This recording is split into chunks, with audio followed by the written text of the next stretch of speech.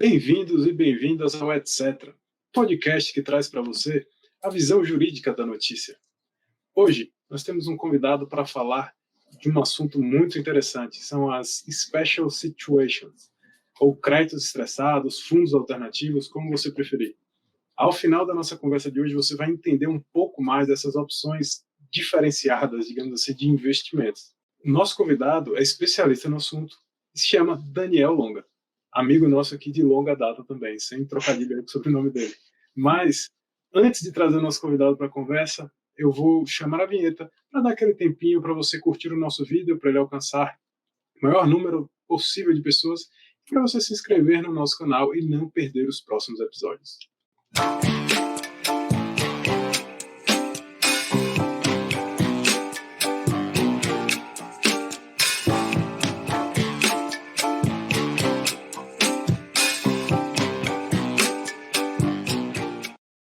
Eu sou o Bruno Damasceno, estou aqui mais uma vez dividindo a bancada do programa com meu amigo Max Bandeira. Tudo bom, Max? Tudo certinho, Bruno. Boa tarde. Boa tarde, Daniel. Tudo bem? Como é que você está? Boa tarde, Bruno. Boa tarde, Max. Tudo ótimo aqui. Ótimo estar aqui com vocês. Prazer para a gente ter você conosco. Antes da gente entrar na nossa conversa de hoje, nos temas que a gente vai debater, eu vou pedir para você, Daniel, a gentileza de se apresentar para o pessoal, para eles conhecerem um pouquinho mais do seu trabalho, da sua trajetória. Meu nome é Daniel Longa, eu sou sócio do Sescom Barrier da área de Special Situations, recuperação de crédito, recuperação judicial e contencioso civil. Venho me dedicando a essa área pela qual me apaixonei há pouco mais de 4 anos, quando eu tive a oportunidade de ingressar no BTG Pactual, no jurídico do banco. Passava um bom tempo da minha atuação trabalhando com contencioso estratégico do banco, mas, vamos dizer, 50% do meu tempo era dedicado especialmente a esse tipo de operação. E foram operações que me deixaram com olhos abertos, assim, muito emocionado, porque eu pude ver ali o esforço que o advogado fazia para, numa situação de extremo risco, conseguir botar de pé operações que, no fim, eram muito rentáveis. E é justamente isso do que se trata Special Situations, né? É a ponderação de risco, é a possibilidade de você ponderar risco, arbitrar risco, como dizem no mercado financeiro, e transformar esse risco em resultado. E esse risco normalmente é um risco jurídico atrelado a um risco financeiro. Depois de passar 4 anos no BTG, 3 anos e meio no jurídico, eu cheguei a ser gestor de uma empresa do banco também, que tinha como principal tese de investimento, né? Na verdade, ela era dedicada à gestão de ativos estressados. E então surgiu a oportunidade de fazer o retorno ao escritório, da onde eu já tinha trabalhado aí no início da minha carreira, para assumir essa área e tocar especificamente esse tema aí dos Special Situations aqui no escritório. Você já deu uma pincelada aí para a gente do que seriam essas Special Situations, mas para o público que está aí escutando a gente, está acompanhando, que vê muitas vezes notícias sobre fundos alternativos, créditos estressados, mas tem um pouco de dificuldade de compreender exatamente o que significa. Explica para a gente, por favor, o que são essas Special Situations, esses créditos estressados, fundos alternativos, para a galera começar aí todo mundo na mesma página. É difícil você deixar tudo dentro de uma caixinha só, porque se trata, na verdade, de um universo, né? O Special Situations, como eu disse, você quer pegar um investimento que tem normalmente um elevado risco jurídico, um elevado risco de crédito, e em cima desse investimento você conseguir encontrar ângulos que coloquem de pé uma estrutura que viabilize um investimento com altas taxas de retorno. Então a gente consegue aqui, vamos dizer, pegar o beabá aqui do Special Situations, que seria ali o NPL, que é o Non-Performing Loan, que são os créditos inadimplidos e não pagos, são os precatórios, que são esses créditos contra os entes públicos, né? Você tem um ambiente de recuperação judicial e falência muito rico, onde muitas operações são feitas. Você tem um ambiente aí de M&A, de direito de família, imobiliário.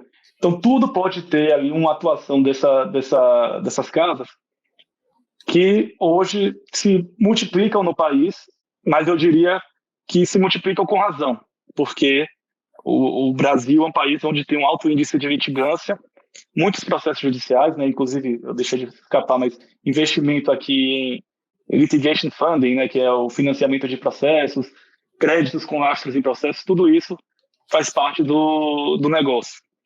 Você tem um país que tem mais de 100 milhões de processos judiciais em curso, um recorde de empresas entrando em recuperação judicial, um ambiente estressado, com difícil acesso a crédito, e que, por meio dessas operações, você consegue, na verdade, dar uma irrigada nessas empresas, né? Porque também entra no escopo do Special Situations e financiamento de empresas que estão em situação, digamos, não necessariamente de insolvência, mas uma situação financeira um pouco mais difícil.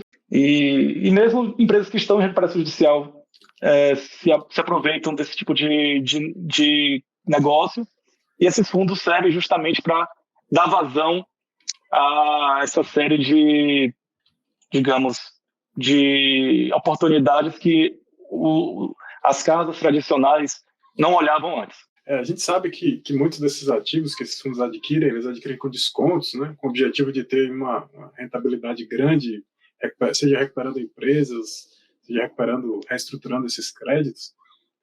E a gente entende que, em função desses altos retornos possíveis, o risco também seja muito elevado. Da sua experiência, para um investidor comum, como ele faz para incorporar esses fundos, esse tipo de fundo na carteira dele, e o que ele deve prestar atenção para ver se realmente vale a pena para ele ou se é um risco muito, muito grande para o apetite dele? Olha, esses fundos realmente eles apresentam uma taxa de risco mais alta e, consequentemente, devem também prometer retornos maiores, né? Eu acho que o importante é você conhecer o gestor, a casa, em quem você está investindo, não buscar se aventurar muito, né? Porque aqui a gente está falando de um mercado com pessoas altamente qualificadas que precisam, de fato, mergulhar no risco, entender o risco e ter apetite para corrê-lo. Claro que cada casa tem uma estratégia diferente. E observar essa estratégia pode ser também uma forma de você saber em que risco você está se metendo. Você tem casas que investem muito em precatório, que apesar de ter aí o risco político, você tem menos risco de crédito, então você tem pelo menos alguma previsibilidade, tirando aí um risco ou outro de uma rescisória, né, que a gente acaba vendo muito no mercado aí, de grandes precatórios. Você tem um mercado de NPL que já, às vezes, você diversifica um pouco mais o risco, mas, de qualquer forma, requer um pouco mais de mão de obra. Então, você precisa olhar se a casa que está prestando serviço tem porte para comportar o nível de mão de obra que precisa. Enfim, o importante aqui, como qualquer investimento, é você entender minimamente do ativo que você está comprando e conhecer minimamente em quem você está investindo. Hoje a gente tem fundos e casas e gestoras que distribuem no mercado esses fundos de ativos estressados. E até onde eu sei, muitas das casas dão bons retornos. Então, não quer dizer que você, só por investir no mercado desse, você automaticamente está correndo um risco desnecessário, não. Tem profissionais bons na área cuidando disso, mas é sempre bom saber, ter um pouco de conhecimento e entender em quem você está investindo. Eu vou agora partir para um assunto que você acabou de mencionar, que são os precatórios. Precatórios são ordens de pagamento emitidas pela Justiça para cobrir valores que o Estado, o município, a União e suas autarquias devem a terceiros, após terem sido condenados numa sentença judicial, né? No Brasil, os precatórios podem ser vendidos para terceiros como ativos financeiros, normalmente por um valor abaixo do seu valor de face. Esse é o chamado mercado secundário de negociação de precatórios, que é alimentado exatamente pela demora no pagamento desses valores. Então, você pega o valor cheio da condenação e desconta por uma taxa de desconto, né, juro ao contrário, e também pondera um pouco do risco e paga esse valor de forma antecipada para aquele credor de quem você está adquirindo o precatório. Nos últimos anos, observamos mudanças nas regras de pagamento por parte do poder público, como as promovidas pela PEC dos precatórios, o que chamou a atenção do mercado para um risco de crédito e para o prazo de recebimento do título. Algumas agências, inclusive de classificação de crédito, a S&P e outras mais, abriram os olhos para esse calote seletivo que ocorreu no Brasil nesse período da PEC dos precatórios, mas, assim, de forma geral, é um risco que não estava bem mapeado, né? Considerando isso, eu queria te perguntar, em relação aos mercados precatórios, quais são os principais riscos que devem ser observados ao negociar precatórios e quais são as potencialidades desse mercado. Olha, eu acho que, como qualquer ativo jurídico, o primeiro grande risco é o risco jurídico, de você entender se aquele precatório, de fato, está bem escrito, se teve algum vício na origem, se tem algum risco de compliance na origem do crédito, E por isso sempre é importante fazer uma diligência do ativo, né, para entender se ele foi bem constituído do ponto de vista jurídico. O segundo grande risco é o risco de crédito do cedente. Então, sempre que você compra um precatório, é importante olhar para de quem você está comprando. Porque sempre, se o cara estiver muito endividado, se ele estiver com muito risco de crédito no mercado, é capaz de você comprar o crédito e não levar. Amanhã ou depois pode vir um credor do cara e entrar com alguma medida, seja de fraude à execução, seja uma pauliana, dizendo que houve fraude. Isso a gente vê muito, porque se o cara está vendendo ativo, algumas vezes quer dizer que ele está precisando de liquidez, né? Então a gente precisa amarrar bem essas vendas, olhar bem o risco de crédito da contraparte para fazer esse tipo de negócio. O terceiro grande risco é esse que você mencionou, o risco político. O risco político que é o imponderável, né? Depende da cabeça do gestor de plantão na hora que o seu crédito venha a ser pago no interregno entre você comprar o crédito e você conseguir levantá-lo efetivamente. Esse risco de político, apesar de sempre ter aquela pulga atrás da orelha, que pode mudar, que não pode, a gente sabe que, assim, às vezes a vontade política bate na hora e o negócio acontece, e aí não tem como você evitar, como aconteceu no ano passado com as dívidas federais, de precatórios federais, né? Que houve a PEC dos precatórios alongando o prazo. O que leva a um segundo problema, né, que é o problema orçamentário atual, que a gente vai ter aí, a gente conversando com algumas casas, eles preveem que em 3 anos a bomba fiscal está em mais de 400, 500 bilhões de reais, porque a PEC previa uma sistemática de pagamento máximo, que a longo prazo vai deixando muitos créditos para trás, travando fila, porque tem créditos preferenciais. Então, a longo prazo, você corre um risco de ver seu precatório muito atrás da fila, não receber e criar um problema fiscal muito grande para o Estado. E por isso a gente sabe que muito em breve vai ter que ter algum tipo de adequação à PEC para a gente poder, de alguma forma, diminuir essa dívida que está sendo criada contra a União em razão da opção legislativa do ano passado. Mas, para responder aqui, esses são os 3 principais riscos que eu vejo, tirando aí riscos de cauda, que a gente costuma dizer, como uma eventual rescisória, uma mudança de jurisprudência da STF da noite para o dia, que muitas vezes acontece, que você acha que está tudo certo no seu crédito, mas de repente o STF muda de ideia e você vai ter que enfrentar uma rescisória em razão de entendimento de que a partir do momento que o STF muda de ideia que começa a contar o prazo, e tudo isso a gente já viu, tá? E quanto maior o crédito, maior o problema. Então, é bom você estar bem aparado, porque nesses casos grandes é onde realmente os entes públicos costumam atuar com mais força e com mais vontade ali vamos dizer, na recuperação do não pagamento daquela dívida. E só uma pegando o gancho ainda nos precatórios, uma pergunta. A gente trabalha também na prefeitura, a gente vê que tem muitos servidores que têm precatórios para receber, e hoje em dia nós já constatamos que existem alguns fundos que muitos abordam os servidores ou os advogados desses servidores propondo compras precatórias.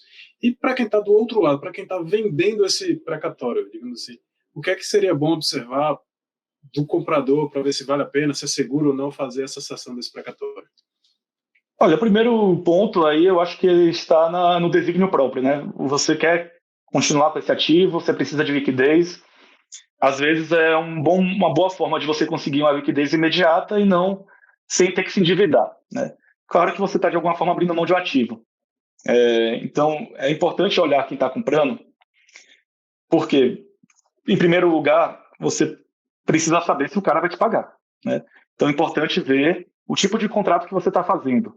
É muito comum nesse mercado você ver ter o tipo de contrato chamado profit sharing, onde o cara te paga um pedaço na frente, outro pedaço atrás. Então, se for um cara se você for entrar nesse tipo de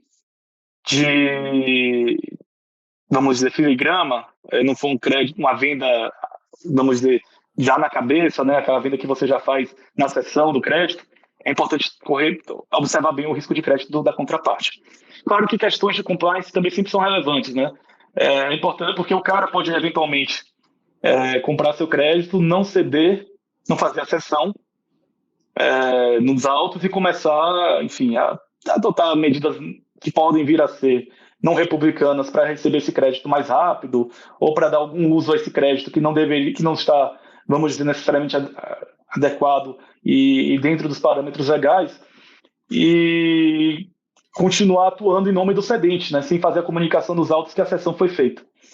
Então, é importante verificar sempre o protocolo da cessão, a mudança de titularidade do crédito, para você não ficar ali preso a alguma atuação da contraparte, ou pelo menos se for uma contraparte que, por algum motivo, você negocie com ela a manutenção da sua, digamos, da titularidade do seu nome, até por uma questão de prazo de recebimento, é relevante que você saiba que essa pessoa não vá, enfim, minimamente nessa pessoa, que ela não vá fazer nenhum tipo de arranjo não republicano aí em seu nome. Até porque muita gente pega procuração, né, em nome do cedente. Boas dicas aí para o pessoal que está interessado aí em vender o seu precatório. Agora eu queria puxar um outro tema que para mim particularmente é algo novo, assim, algo que eu já ouvi falar, mas que na prática eu nunca vi acontecer, que é o financiamento de litígios. Enfim, muitas vezes para você entrar com uma ação, os custos processuais, custos de um bom advogado são quase proibitivos. Você não tem condição de exercer, de buscar o seu direito, porque você não tem, seja a condição de arcar com os custos do processo, o seu advogado risco de uma condenação de honorários e você ter que pagar os honorários do advogado da outra parte. E aí surgiu essa ideia, essa possibilidade de chamar de investidores financiarem esses titulares dos direitos para que eles busquem no judiciário os seus direitos, ingressem com ações e compartilhando aí o risco com esses financiadores. Como o financiamento de litígios tem sido visto no Brasil, seja pelo judiciário, seja pela OAB, pelos colegas advogados, enfim, e demais stakeholders aí da situação? Já existe alguma regulamentação sobre o assunto ou ainda é algo que está engatinhando e não despertou ainda esse interesse tão grande? Porque existem várias estruturas possíveis aqui, né, Bruno? Existe uma estrutura, digamos, de financiamento mesmo, onde há uma dívida, uma dívida com uma garantia não recebível do processo, há uma estrutura onde você faz aquilo que a gente está chamando aqui de profit sharing, onde você, de fato, compra um pedaço ou o processo inteiro, né, da contraparte, onde há, de fato, uma cessão de direitos. E para cada estrutura dessa há uma forma diferente de se operar, né? Por exemplo, até comentei com o Max que eu recentemente vi uma estrutura onde há uma briga de família, né? Até uma briga grande aqui em São Paulo. A gente acabou, na época, não fazendo investimento, mas era uma briga que envolvia um hotel famoso, entre uma família famosa, dona de um hotel. Quem quiser que ligue os pontos.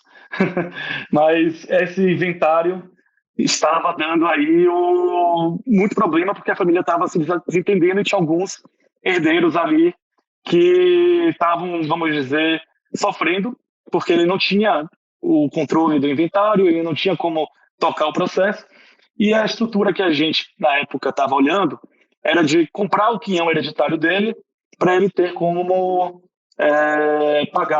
viver, né?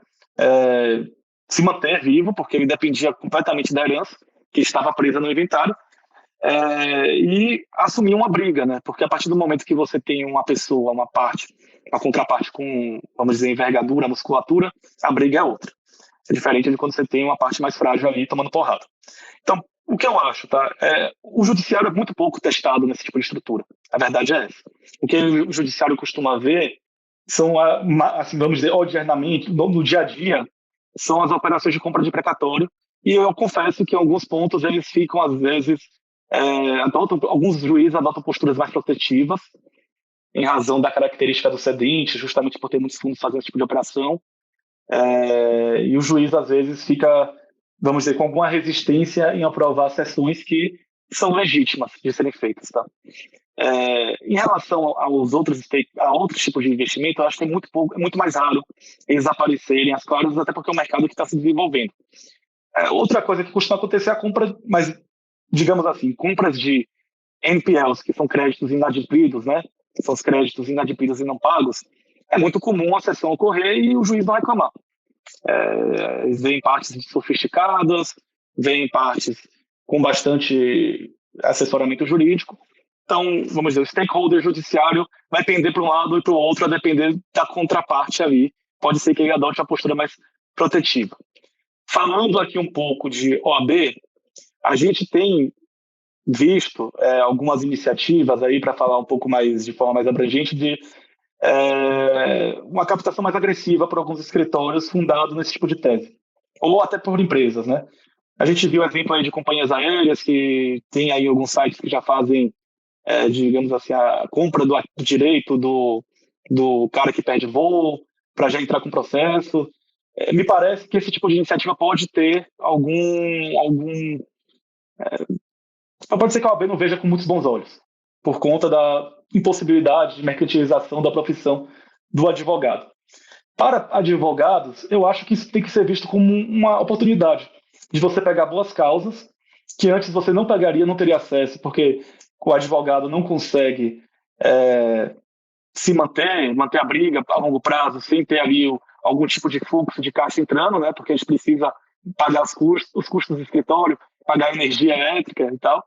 Me parece uma forma de você atender o público que tem um direito bom, mas que não tem dinheiro para ir atrás. O mesmo eu digo para as partes. Eles criam dentro das partes uma nova perspectiva do que ele pode fazer com aquele direito.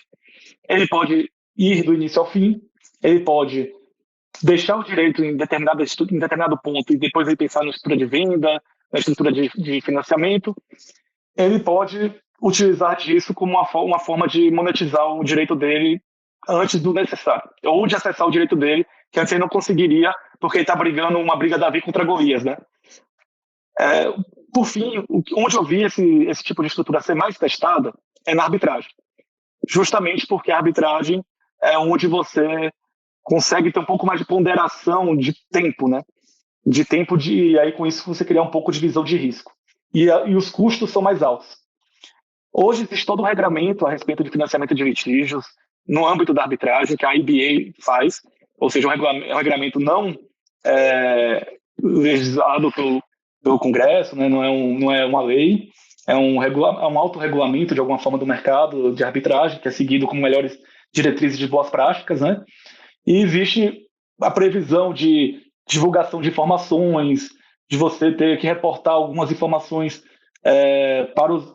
a respeito desse tipo de financiamento, justamente para evitar um enviesamento, digamos assim, de um árbitro por conta de uma parte que não necessariamente esteja aparecendo no processo. Então, esse é um ponto que também o judiciário vai ter que ficar um pouco mais atento daqui para frente, porque a questão dos impedimentos podem vir a ficar um pouco mais turvas do que aquelas previstas em lei. Porque você pode ter interesses de contrapartes que não estão necessariamente nos autos e que pode, eventualmente, conflitar ou impedir, né, com aquele julgador para aquele caso fosse deixado às claras o seu interesse econômico e jurídico naquele ativo. Perfeito. Nossa, uma verdadeira aula sobre o assunto, e um assunto que, com certeza, interessa bastante aos nossos ouvintes. Eu queria agora perguntar para você a respeito de um tema que também está na mídia aí todos os dias, que é a recuperação judicial e, enfim, a falência em determinados casos. Recentemente, a gente observou casos emblemáticos de empresas brasileiras que passaram por processo de recuperação judicial e falência. Certamente eu poderia citar alguns aqui, mas podem ser seus clientes, então, se não forem, você fica à vontade para citar na resposta. Esses casos ilustram tanto os potenciais benefícios desses processos, como preservação de emprego, continuidade da operação de negócios e recuperação de valor para os credores, quanto desafios, como a demora no processo, a incerteza para os próprios credores e a possibilidade de manipulação do processo por acionistas e administradores. Inclusive, se você olhar bem no Instagram, tem gente vendendo blindagem patrimonial via recuperação, essas coisas todas que, eventualmente, a gente vê e que a gente pode, talvez, não considerar tão ética, né? Diante desses desafios, eu queria te perguntar como é que os processos de recuperação judicial e falência podem ser aprimorados e como tornar esses processos mais eficientes com o objetivo de maximizar a recuperação de valor e minimizar os impactos negativos, seja sobre os credores, clientes, fornecedores, empregados e até sobre os próprios acionistas, né? Olha, a gente tem que tomar sempre cuidado, né? Porque toda boa iniciativa, às vezes, aparece aqueles abutres que buscam, digamos, se aproveitar dela, né? Então, sempre vai ter aquele que não vai saber utilizar bem das ferramentas que estão postas. A nova lei de recuperação judicial e falência, ela trouxe muito mais segurança para o mercado operar nesse ambiente, tá? É claro que ainda é uma lei relativamente nova, que ainda precisa aí de alguns testes na jurisprudência, mas eu vejo aí a mudança que a lei causou no apetite de investidores, no apetite de bancos, de comprar ativos e financiar essas empresas de recuperação. Esse primeiro passo que foi dado com a mudança da lei já é um passo bem relevante e que eu acho que é bem bacana aí da gente poder comentar. Um outro ponto que aí sim eu acho que há uma necessidade de aprimoramento e eu acho que é muito importante a gente aprimorar isso, é discutir melhor o foro onde essas recuperações vão ser processadas.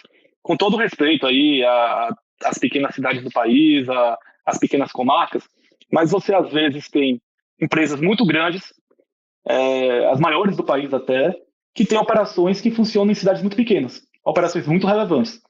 Eu posso citar aqui uma empresa que uma recuperação judicial que eu atuei alguns anos atrás, que a empresa que ainda está em curso, tá? A empresa é uma das maiores produtoras de celulose do país e o principal estabelecimento econômico dela, digamos assim, onde funcionava a indústria mesmo, era no interior do Pará. E dentro dessa comarca só chegava de barco e só chegava ou de avião. Então não era uma coisa muito simples de você conseguir, vamos dizer, conduzir um processo no lugar desse.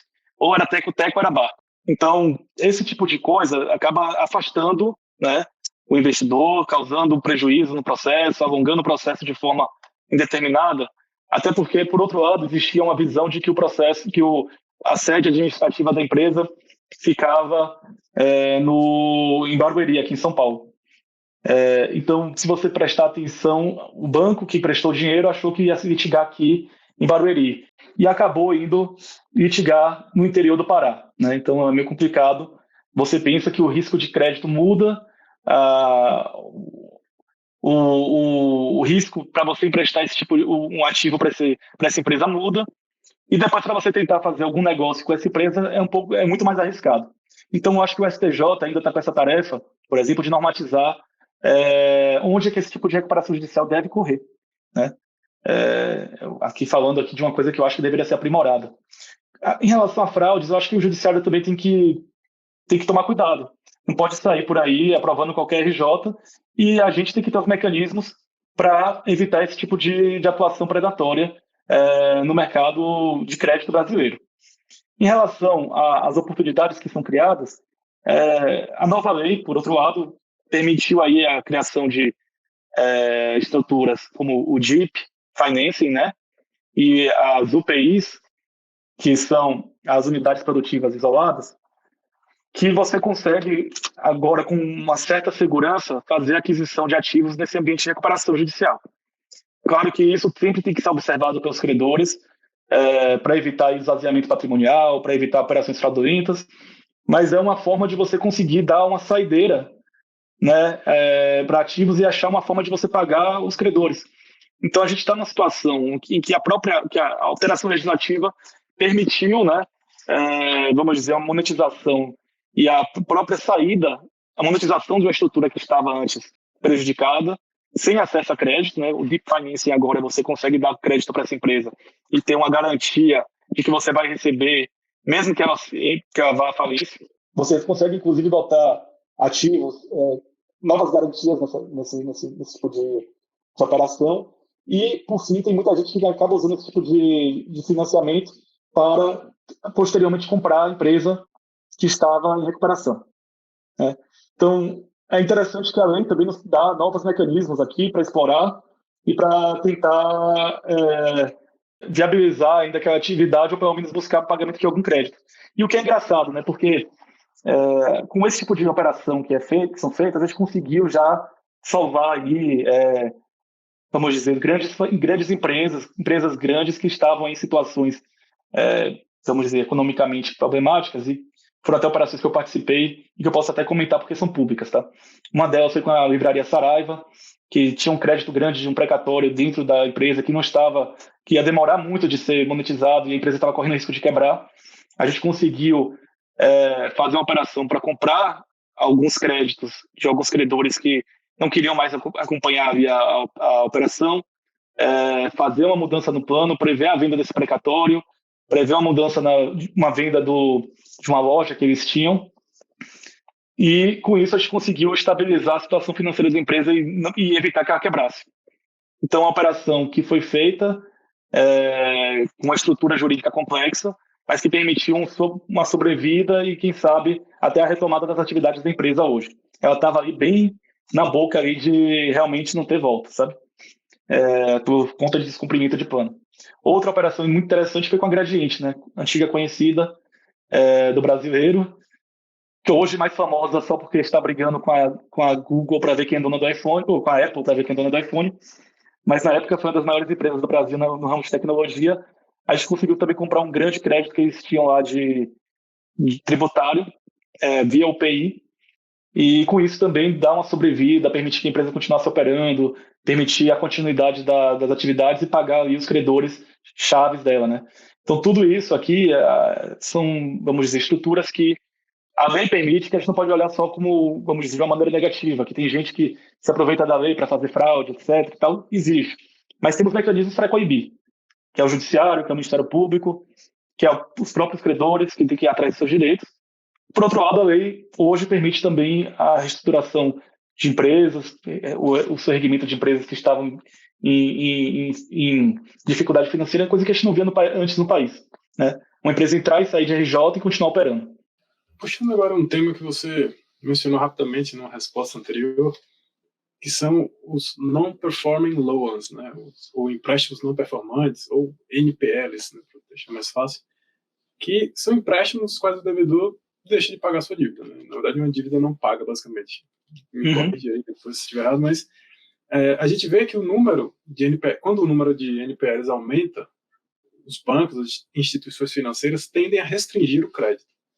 Para gerenciar esses NPLs, as instituições financeiras elas podem adotar diversas estratégias, né? A gente tem a reestruturação dos empréstimos, venda desses empréstimos problemáticos a outros investidores especializados no assunto, ou até mesmo buscar ações judiciais para tentar reaver esses créditos, recuperar essas dívidas. A gente sabe que essas estratégias dependem de uma série de fatores. Mas você, como advogado, com experiência no ramo, do ponto de vista jurídico, como que você acha que o advogado contribui, ajuda na definição dessa estratégia? Qual é o papel do advogado nessa relação, nesse momento de tomada de decisão? Qual é o grande diferencial que o advogado pode dar para o seu cliente sempre, né? É a efetividade. É a efetividade dentro daquele parâmetro de risco, o retorno que o cliente quer correr. O NPL já é um crédito que está estressado, está não performado, não foi pago por algum motivo.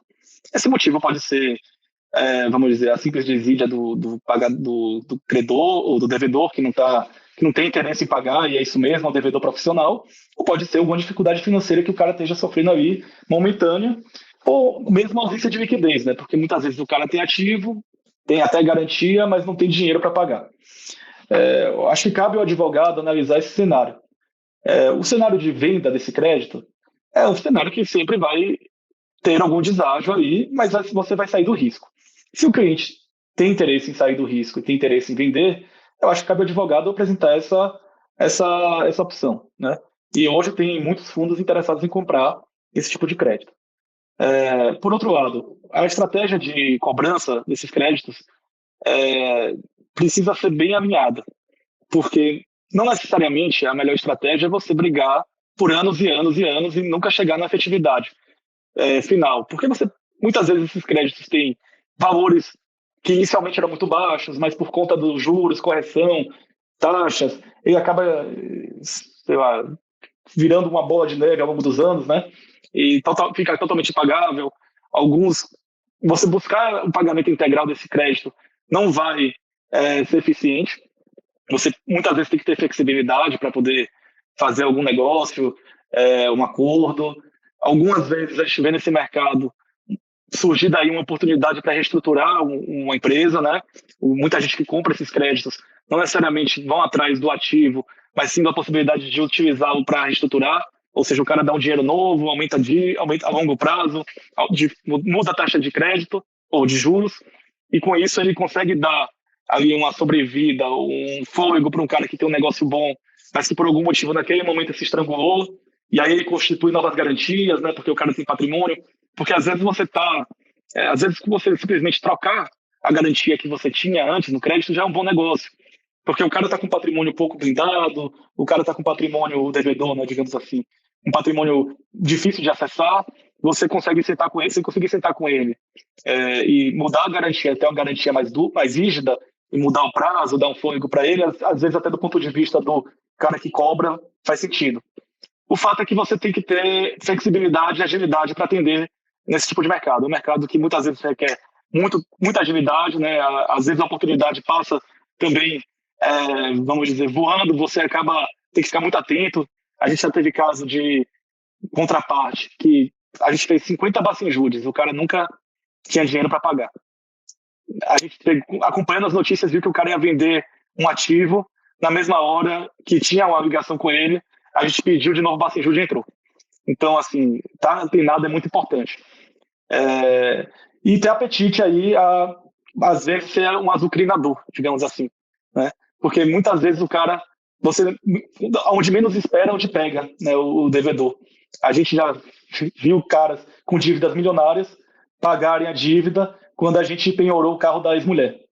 Porque aí a ex-mulher foi atrás dele, azucrinou ele, e aí ele pagou a dívida que devia. Sentou na mesa para negociar. Então, não necessariamente a melhor estratégia é a estratégia que vai já atingir 100% do crédito que você está indo atrás.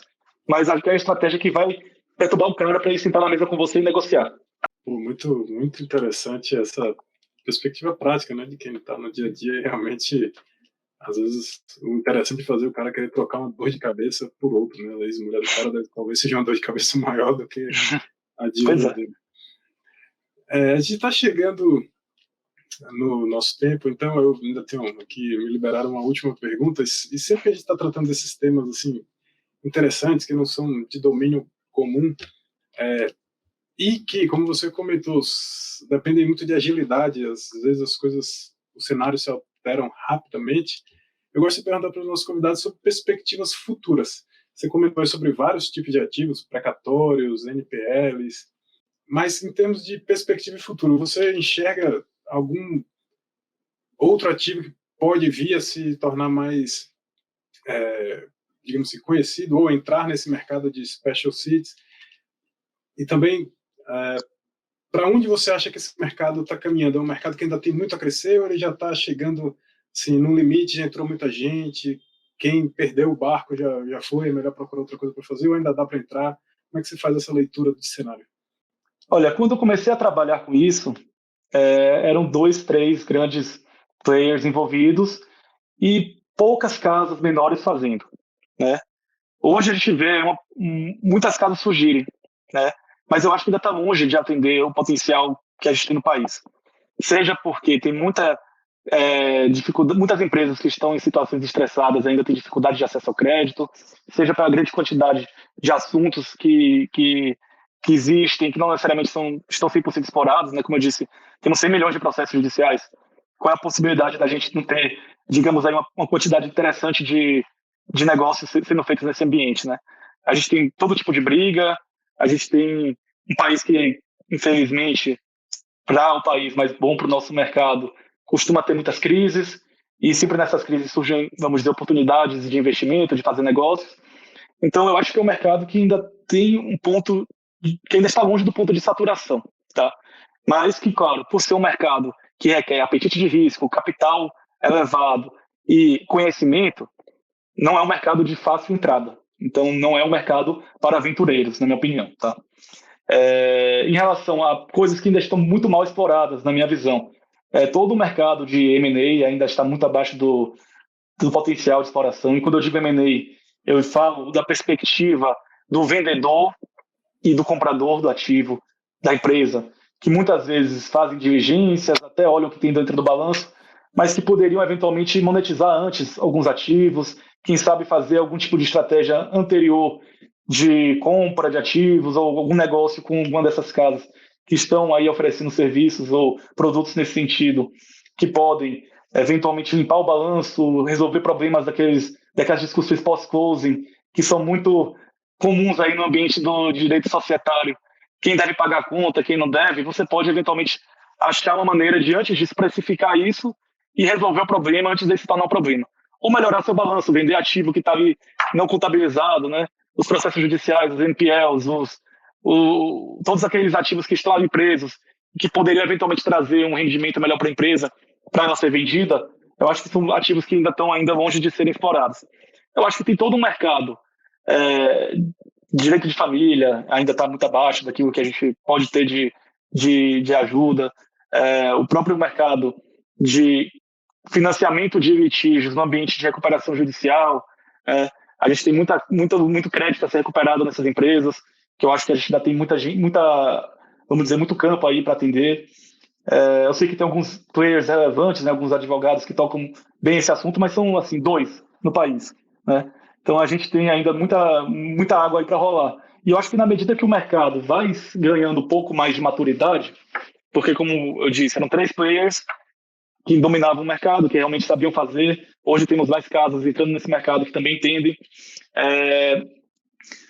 Na medida que vai ganhando, o público vai ganhando consciência, né? Que você não precisa entrar no processo do início ao fim para ver algum resultado, que você pode monetizar antes um ativo, que você consegue, às vezes, dar uma saideira interessante para algo que está ali parado, que você não tem interesse em tocar, mas que outra pessoa tem, e quem sabe fazer a estrutura até do que chama de profit sharing, né? Receber agora no presente, um pedaço no presente, um outro pedaço quando o ativo for monetizado.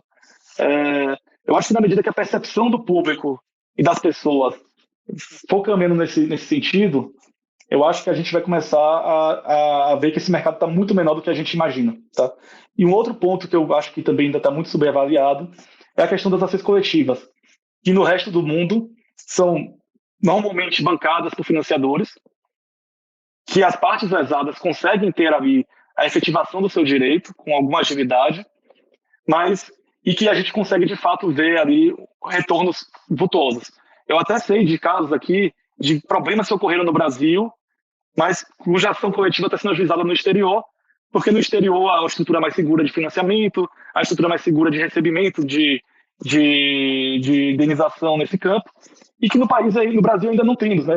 Claro que a gente não quer estimular a litigância, não é isso, mas a gente também não quer viver num país onde o direito não se efetive, né?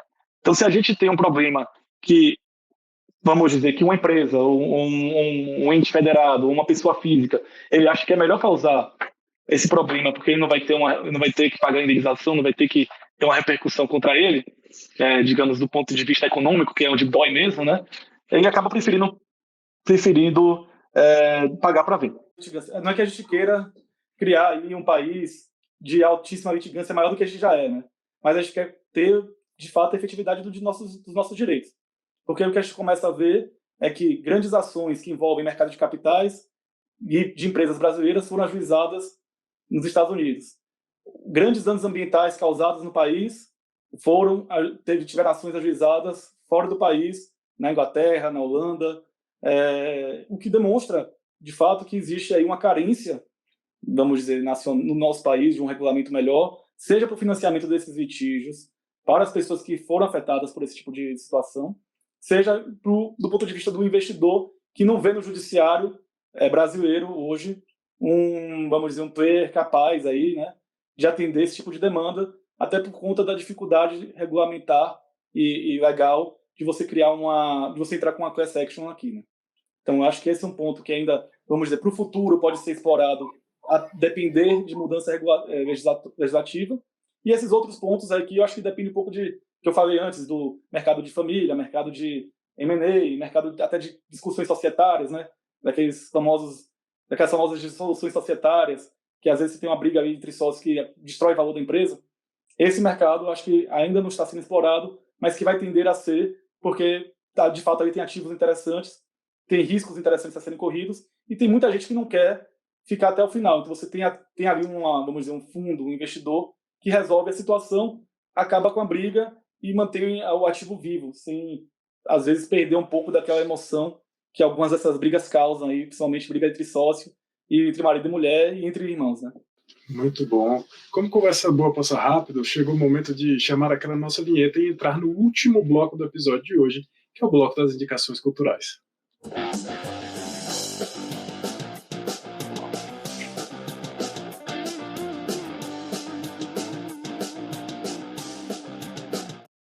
Como vocês sabem, nossos episódios vão ao ar às sextas-feiras e, como já virou tradição aqui, nós pedimos sempre a gentileza dos nossos convidados indicarem uma programação cultural para vocês descansarem um pouco no final de semana, relaxarem depois de uma semana de trabalho árduo aí.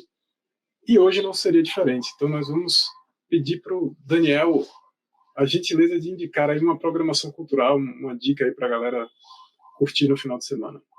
Bom, como bom baiano, né, não poderia deixar de citar minha cidade de Salvador, né, que é minha cidade, apesar de eu morar em São Paulo, é minha cidade do coração, de onde eu vim, né? Então, estive lá recentemente e pude passear lá no Santo Antônio Além do Carmo, que é o que hoje está assim muito diferente aí do que quando eu morava na cidade. Está muito bem, vamos dizer, policiado, me impressionou positivamente. Muitos policiais, muita segurança. Claro que ainda vai ter ali alguma questão aí de furto e tal, mas não é mais aquela insegurança total de quando a gente era mais novo, né? Muitas opções de cultura, de lazer, de bar, de restaurante, de alto nível, com uma belíssima vista ali da Baía de Todos os Santos. Fui no restaurante Poró, que é legal ali. Tem outros restaurantes legais também na região. E, para mim, é um caso clássico aí de, vamos dizer, do que a gente chama de special situations, né? Que é você pegar uma área que tem um incrível potencial a ser desenvolvido, mas que estava, vamos dizer, em situação estressada porque não estava tendo vamos dizer, o tratamento econômico adequado. E com um pouco de dinheiro, um pouco de investimento e um pouco de boa vontade ali, assunção de riscos e visão de futuro, aquilo ali melhorou bastante. E fica minha sugestão aí para o futuro, que esse tipo de iniciativa continue acontecendo na cidade, né? O comércio de Salvador, para mim, é belíssimo. Eu acho que é a área mais bonita da cidade, que talvez merecesse aí também uma atenção maior, seja das pessoas de Salvador, seja do poder público, para habitar o local, para ir, porque também tem coisas legais ali, tem museu, tem mercado modelo, tem restaurante bom, tem coisas legais para fazer. Então eu diria que minha recomendação aí é para dar uma conhecida aí no Santo Antônio e nos entornos lá de Salvador. Perfeito, Longa. Obrigado pela indicação. Eu concordo com tudo que você falou, inclusive também obrigado pela sua participação aí no nosso programa.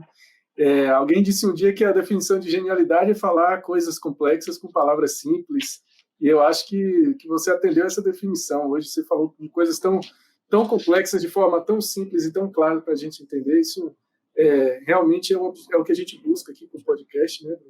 Também me chamou a atenção o seguinte, que você, fora a NPL, falou pouquíssimas palavras em inglês, o que é bem diferente do jargão que a gente está acostumado aí nessa região geográfica que você está situado na cidade. Eu tentei me controlar, porque senão a gente fica tendo o banker, né? O banqueiro, né? A gente tem que se controlar para a gente sair um pouco desse anglicismo, que é realmente do nosso dia a dia. E eu digo mais, eu tenho que saber, porque senão o pessoal que me contrata não vai querer me contratar, porque vai achar que eu não entendo nada. É verdade. Queria agradecer aí a Longa pela presença. Para mim é muito gratificante que um amigo de infância aí, que crescemos juntos em Salvador, no mesmo condomínio, ver hoje ele tendo destaque profissional na sua área. Me deixa muito contente, torço muito pelo sucesso dele. E queria agradecer também a você que está assistindo a gente pelo YouTube, você que está nos escutando nas principais plataformas de áudio, no Deezer, no Spotify. Fica aqui o nosso muito obrigado.